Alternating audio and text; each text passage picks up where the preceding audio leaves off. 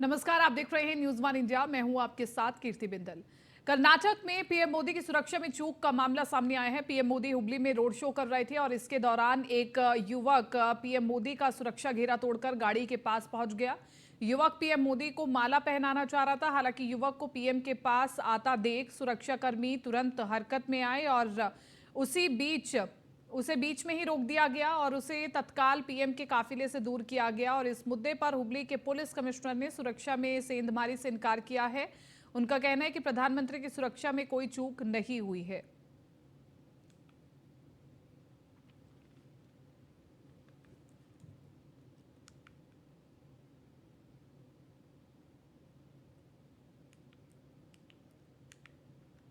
मुख्यमंत्री योगी आदित्यनाथ अपने 2 दिवसीय दौरे पर वाराणसी पहुंचे। गंगा पार पड़ाव स्थित भगवान अवधूत राम आश्रम में आयोजित कार्यक्रम में शामिल हुए। उसके बाद सीएम योगी बोट से अस्सी घाट पहुंचे और इसके बाद सीएम योगी ने कहा कि उत्तर प्रदेश में तेजी से विकास कार्य हो रहे हैं।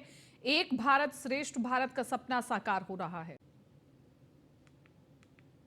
देश में जयंती का एक कार्यक्रम हम एक ऐसे अवसर पर आयोजित कर रहे हैं जब हमारा देश आजादी का अमृत महोत्सव मना रहा है, यानी आजादी के 75 वर्ष पूर्ण करने के उपलक्ष्य में देश के अंदर अनेक कार्यक्रम हैं। और इस अवसर पर प्रधानमंत्री मोदी जी ने देशवासियों को पंचप्रण की बात की है। पंचप्रण में एक प्रण है कि गुलामी के अंशों को सर्वथा समाप्त करना,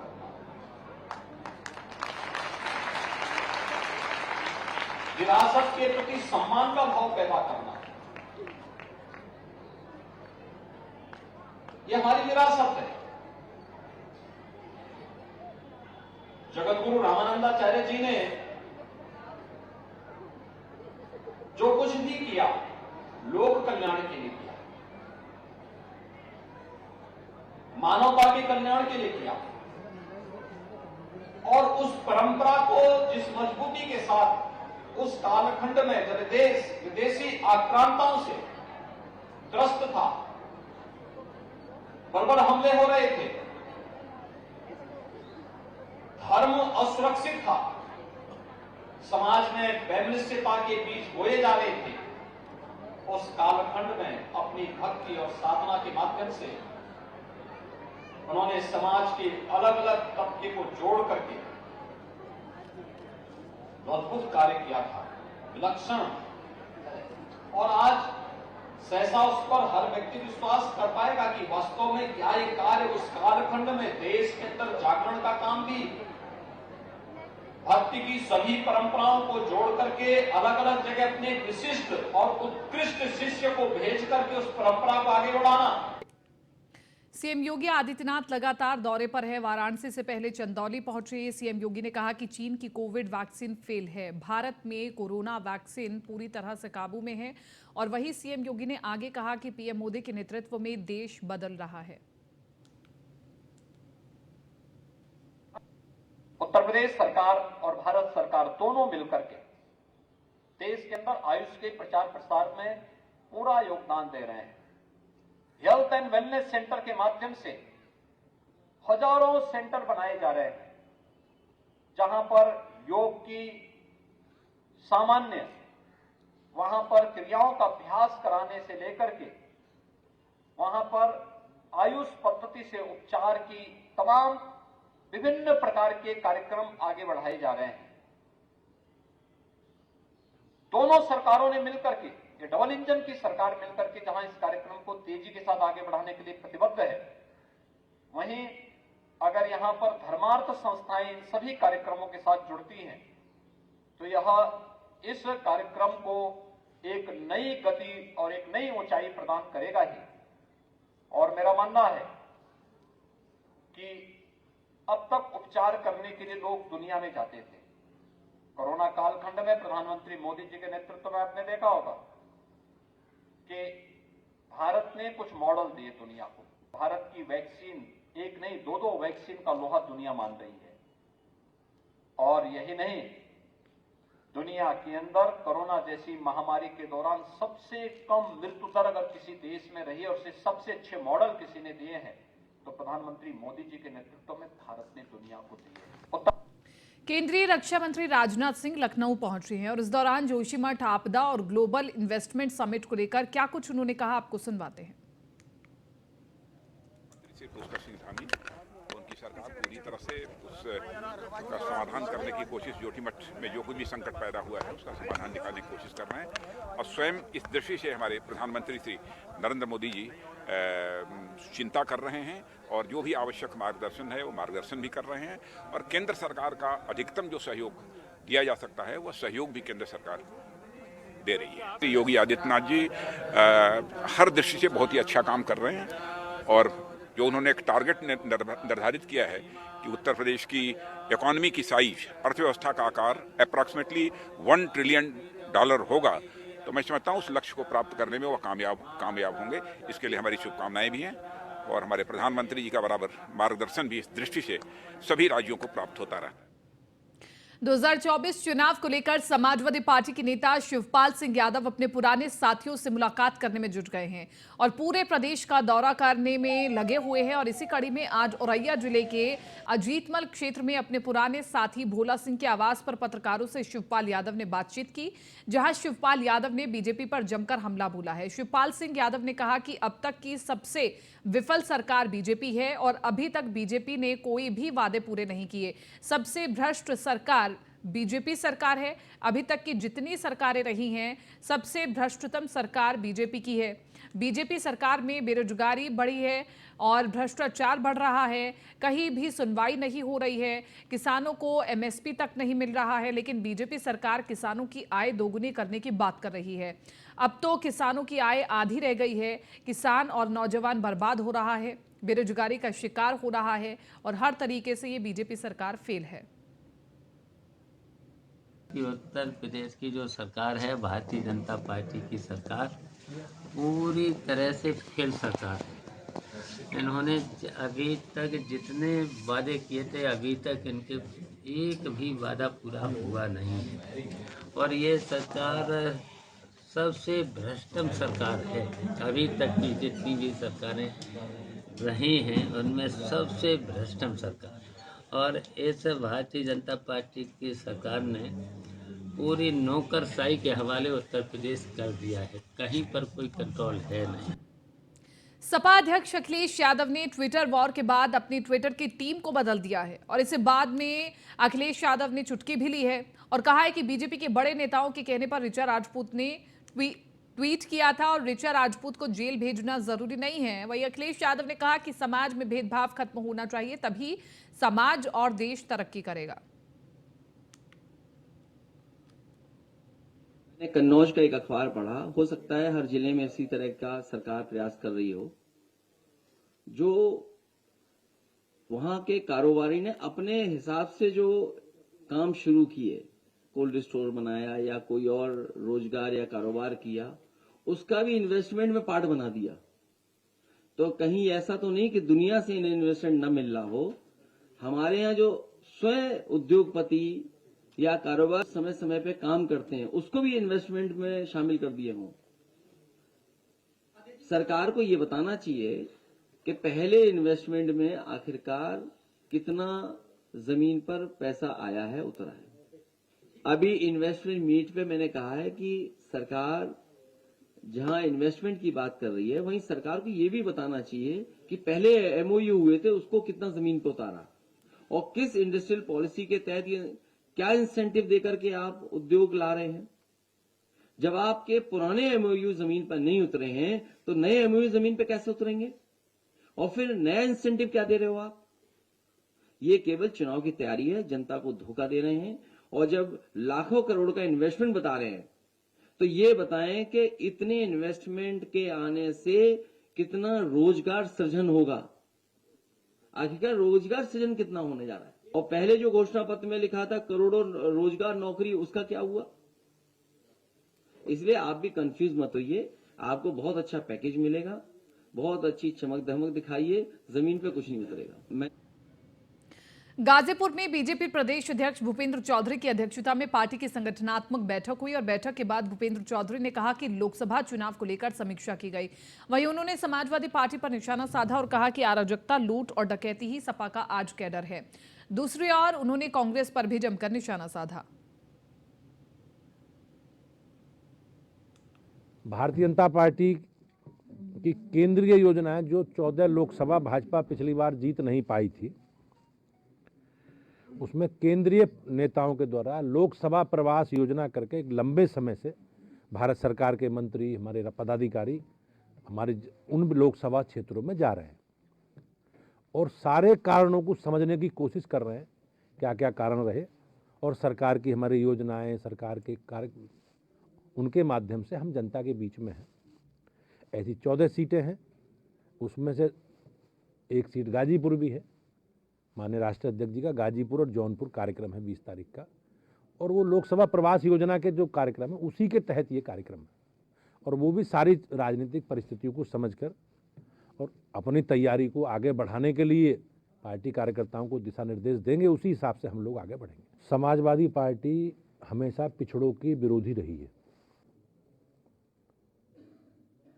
और पिछड़ों का मतलब ये है कि उनकी केवल परिवार और परिवार का मतलब सैफई।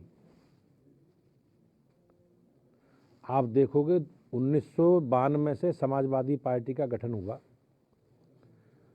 और 2022 तक समाजवादी पार्टी माननीय मुलायम सिंह जी से चल के अखिलेश यादव जी ही तक पहुंची है, और जितने भी दायित्व हैं, भूमिकाएं हैं, वो समाजवादी पार्टी की सैफई के लोगों के लिए आरक्षित हैं। हमारे यहाँ दायित्व पार्टी के कार्यकर्ताओं के लिए आरक्षित है। कांग्रेस थी तो हमारा आज़ादी के बाद कोई भी हिस्सा भारत से अलग नहीं हुआ है, और कांग्रेस हमेशा देश तोड़ने वालों के साथ खड़ी रही। कांग्रेस का प्रधानमंत्री कहता था पहला हक किसका है देश के संसाधनों पर, तो कांग्रेस का इतिहास देश तोड़ने वालों के साथ है। राहुल गांधी अपनी बेरोजगारी की चिंता कर रहे हैं, किसी की चिंता नहीं कर रहे। देश की जनता ने उन्हें बेरोजगार। हापुड़ में प्रदेश के पीडब्ल्यूडी मंत्री जितिन प्रसाद ने कलेक्ट्रेट सभागार में अधिकारियों के साथ विकास कार्यों की समीक्षा की, साथ ही पार्टी के जनप्रतिनिधियों और पदाधिकारियों के साथ भी बैठक की। वहीं मीडिया से बात करते हुए उन्होंने कहा कि प्रदेश में तेजी के साथ सड़कों के निर्माण का काम चल रहा है। मुख्यमंत्री के सख्त और स्पष्ट आदेश है, जो भी निर्माण कार्य है वो तेज गति के साथ होने चाहिए और गुणवत्ता का पूर्ण ख्याल रखा जाना चाहिए। उन्होंने कहा कि सड़कों में पेच वर्किंग का कार्य भी जल्द किया जाना चाहिए और गुणवत्ता के साथ किया जाना चाहिए। हमने अपने सभी पार्टी के पदाधिकारियों से भेंट, विचार विमर्श, चर्चा माननीय जनप्रतिनिधियों से, और उसके बाद विभागीय समीक्षा, बिंदवार एक एक सड़क हापुड़ जनपद की, उसकी प्रगति और यहाँ के सेतु और अन्य निर्माण कार्यों पे गहन विचार विमर्श और समीक्षा की गई है, और ये स्पष्ट किया गया है कि समय सीमा पे सभी सड़कों की मरम्मत गुणवत्ता सहित किसी तरीके की माननीय मुख्यमंत्री जी का स्पष्ट निर्देश, जीरो टॉलरेंस पॉलिसी पे ये सरकार कार्य कर रही है। गुणवत्ता से कोई समझौता नहीं होगा, अगर विलंब होगा तो जवाबदेही तय होगी। सड़कें बिल्कुल सही जनपद की समय सीमा पे बना के जनता के लिए उपलब्ध। गौतम बुद्ध नगर जिले के 3 प्राधिकरण क्षेत्र के अंतर्गत आने वाले किसानों के पूछे सवालों का जवाब मिल गया है। दरअसल किसानों ने विधान परिषद के जरिए भूमि अधिग्रहण से बची आबादी में भवन निर्माण के लिए नक्शा स्वीकृत करने समेत कई प्रश्न पूछे थे। किसानों ने घरों की घरौनी बनवाने को लेकर के भी सवाल किए थे। किसानों को उनके तमाम सवालों के जवाब मिल गए हैं।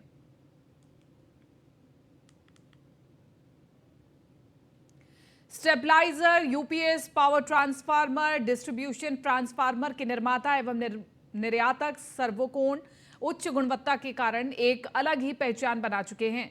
सर्वोकोन अपनी इसी उपलब्धि को आगे बढ़ाते हुए मुजफ्फरनगर में सर्वोकोन पावर लीडर्स मीट का आयोजन किया गया, जिसमें मुजफ्फरनगर जिले के paper industry, solar industry, steel industry, auto industry से जुड़े उद्योगपतियों ने हिस्सा लिया और कार्यक्रम का शुभारंभ Radiant Inn Hotel, Grand Plaza Mall में हुआ है और इस मौके पर कंपनी के चेयरमैन हाजी कमरुद्दीन, कंपनी के director Mohammad Sadiq, director Zakir Hussain Siddiqui, director Asif Khan मौजूद रहे। कार्यक्रम में ऊर्जा से जुड़ी हुई प्रमुख बातों पर प्रकाश डाला गया और कार्यक्रम का आयोजन सर्वोकोन के मुजफ्फरनगर डिस्ट्रीब्यूटर अलका ऑटो के निदेशक अनुराग सिंगल के सहयोग से किया गया। आज जो मुजफ्फरनगर में यहाँ पे जो ये स्टार्ट हो रहा है, जिसमें हमारे जितने भी भाई हैं जो इस इंडस्ट्री में, जिसमें बहुत सारी हैवी इंडस्ट्री है, रोलिंग मिल्स हैं और मेनली पेपर्स मिल्स हैं, इन सारे लोगों को हम थोड़ा अवगत कराना चाह रहे हैं सर्वोकोन के बारे में कि जो पुरानी परंपरा चली आ रही है और जो 20-30 साल से 40 साल से यहाँ जो ट्रांसफार्मर ये लोग यूज कर रहे हैं, तो वो पुरानी पद्धति थी। आज की डेट में नई टेक्नोलॉजी आ गई है, नए तरीके से काम हो रहा है। और जैसे अभी भारत सरकार ने, मोदी जी ने RDSS जो स्कीम लागू की है, जिसमें सारे पुराने ट्रांसफार्मर्स हैं, केबल्स हैं, पैनल्स हैं, उन सबको हटा के नया सिस्टम लगा रहे हैं। उससे क्या होगा कि हमारे देश की जो बिजली बच रही है, उससे हमारी इकॉनमी बचेगी। तो उसी के सिलसिले में आज हमने यहाँ पे सारे भाइयों के लिए ये डीलर्स मीट का एक यहाँ पे आयोजन किया है। और पुरानी तकनीक थी, उससे कितना बदलाव आपने किया है सर? हाँ, तो उसी के बारे में अभी हम लोग बताना ये चाह रहे हैं कि अभी जो लॉसेज हैं, जैसे पहले क्या होता था कि जो ट्रांसफार्मर्स बनते थे उसके अंदर वो जो लेमिनेशन कोर्स होती थी वो उतनी अच्छी क्वालिटी की नहीं होती थी। पहले जो कोर लगाते थे, ब्लैक कलर की कोर पुराने ट्रांसफार्मर्स में आपने देखी हुआ है, वो लगी होती थी। आज की डेट में क्या है कि प्राइम CRGO कोर लग रही है और बहुत ही कम वाट लॉस खाती है। उससे क्या हमारा लाइन के जो लॉसेस कम होते हैं, उससे बिजली का बिल कम आता है और बिजली के बिल कम आएगा तो हमारी इकोनॉमी और हमारा पैसे की बचत होती है। ट्रांसफॉर्म करने के लिए सब सिस्टम बनाए जाते हैं, वो सर्वोकोन हमको बहुत अच्छे से सप्लाई करता है। इनकी क्वालिटी, इनके सिस्टम, मेनली इनका टेक्निकल नेटवर्क जो है वो सबसे अच्छा है। अगर कस्टमर कोई इसको कस्टमाइज करना चाहता है तो वो सब कंपनी करके देती है। ये सबसे अच्छा इनका सिस्टम दिया गया है। प्रोडक्शन होती है, जैसे आपने अभी पूछा था ना कि लीकेज की क्या प्रॉब्लम आती है आपके पास, तो हमारे पास 2-3 तरह के चेक पॉइंट हैं जहाँ से ट्रांसफार्मर को हम लोग टेस्ट करते हैं और उसकी प्रॉपर टीम है, क्वालिटी की हर चीज़ की प्रॉपर टीम है। उस प्लांट में हम लोग सारा proper A to Z, zero से लेकर एंड तक फिनिशिंग तक सारा क्वालिटी के साथ हम लोग काम करते हैं और हमारे साथ पूरी टीम है। हर डिपार्टमेंट के अलग अलग, हर प्रोडक्ट के लिए हर डिपार्टमेंट में अलग अलग बंदे अपॉइंट हैं। तो हम लोग डबल चेक करते हैं ताकि लास्ट में कस्टमर को जाके कोई प्रॉब्लम साल का कोई दिक्कत नहीं हो। तो हम क्वालिटी के साथ मटेरियल भी अच्छा लगाते हैं, तो उसकी जो मेन क्वालिटी है वो मटेरियल से ही आती है, तो मटेरियल हम अच्छी क्वालिटी का लगाते हैं। जैसे कि इंडस्ट्री में ट्रांसफार्मर पर हमने आपको इन्फॉर्मेशन दिया, उसी तरीके से पावर जनरेशन हम किस और तरीके से कर सकते हैं अपार्ट फ्रॉम इलेक्ट्रिसिटी डिपार्टमेंट से लेने से। उसके लिए हम लोग सोलर पावर जनरेशन सिस्टम लगा रहे हैं, जिसमें कि आप खुद अपनी इलेक्ट्रिसिटी अपने ही घर पे बना सकते हैं। उसके बेनिफिट्स क्या रहते हैं कि आप 40 to 50% आपका इलेक्ट्रिसिटी बिल सेव होता है। आपका जितना भी जो आपका उसके साथ साथ में आपकी डे 1 से आपकी सेविंग्स रहती हैं। जो आपकी इसमें इन्वेस्टमेंट होती है उसका ROI 4 to 5 ईयर्स का रहता है। जितनी भी आप इन्वेस्टमेंट करते हैं वो आपका विदिन 4 to 5 ईयर्स कंप्लीट हो जाता है। अच्छा, जो पुरानी टेक्निक का ट्रांसफार्मर है और आपकी जो ट्रांसफार्मर है, कितना रेट में, कितना कीमत में कितना फर्क है? कीमत अगर आप देखेंगे तो अब पुराने ट्रांसफार्मर्स और नए ट्रांसफार्मर कोई ज़्यादा डिफरेंस नहीं है। इस जस्ट के समझने की बात है कितना हम उनको गाइड कर सकते हैं कि पुराने ट्रांसफार्मर में क्या क्या चीज़ें हैं और नए ट्रांसफार्मर में क्या क्या बेनिफिट्स हैं उनके। एडवांस कितना है आपका ट्रांसफार्मर? इसमें हमारा ऑनलाइन मॉनिटरिंग भी रहता है, जो कि हमने नई टेक्नोलॉजी भी लॉन्च की है। देखिए, इंडस्ट्री में कह लीजिए प्रोग्रेस, किसी भी चीज़ में प्रोग्रेस होती है तो वो एडवांस चीज़ उसके लिए होती है। हर चीज़ में डेवलपमेंट होता है, एडवांसमेंट होती है। तो ट्रांसफार्मर में भी 20 साल में, 10 साल में बहुत कुछ एडवांस्ड हुआ है। कई चीज़ें टेक्नोलॉजी वाइज एडवांस्ड हुई है, कई चीज़ें जो है प्रोडक्ट वाइज एडवांस्ड हुई हैं। तो आज की डेट में हम जो लेकर आए हैं, या हम जो मोटो है हमारे मीटिंग का, यहाँ गेट टुगेदर करने का, इलेक्ट्रिकल सारे जो हमारे मजबूत मुजफ्फरनगर के सारे मजबूत लोग हैं, उनका जो मेन पॉइंट है कि उनको हम गाइड करें कि जो 10-20 साल पुराने ट्रांसफार्मर हैं उससे बेहतर आपको आज नया ट्रांसफार्मर, बेशक लगेगा कि नया ट्रांसफार्मर आपका आज महंगा लग रहा है, लेकिन अगर आप उससे कंपेयर करेंगे पुराने वाले ट्रांसफार्मर के लॉसेस से, तो वो चीज़ आपको 2 साल में 3 साल में सस्ती लगने लगेगी।